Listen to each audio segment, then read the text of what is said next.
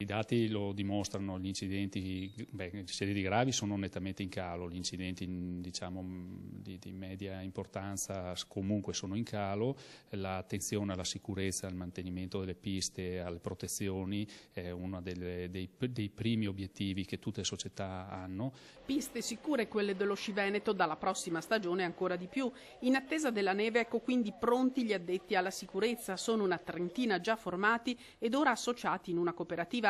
La loro presenza è prevista dalla legge regionale, è il gestore che deve assicurare in modo adeguato e tempestivo soccorso e trasporto degli infortunati. La cooperativa Dolomiti Soccorso Piste è la prima in Italia, gli uomini delle forze dell'ordine possono occuparsi di altro. Ci stiamo attrezzando per sopperire a quelle che saranno le future carenze istituzionali con del personale assunto direttamente dalle varie società. Ad un importante risultato raggiunto si contrappongono tutta una serie di difficoltà per il turismo invernale, a cominciare dal costo degli skibus. Per la prossima stagione il servizio è garantito grazie ai finanziamenti promessi dalla Regione, ma cosa succederà domani? La questione riaccende il dibattito sull'importanza di un referente specifico per la montagna in laguna. La montagna intanto è capace di muoversi, è capace di accettare le sfide e di essere, non a caso, prima in Italia su questa esperienza.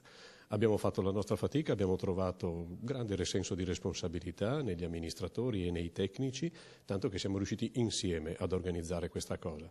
Certo è che, come spesso succede, in questo ma anche in altri casi, abbiamo dovuto fare un po' il giro di tutti gli uffici, ogni assessore ha le sue competenze e invece la montagna ha le sue esigenze e ogni tanto le due cose non coincidono proprio.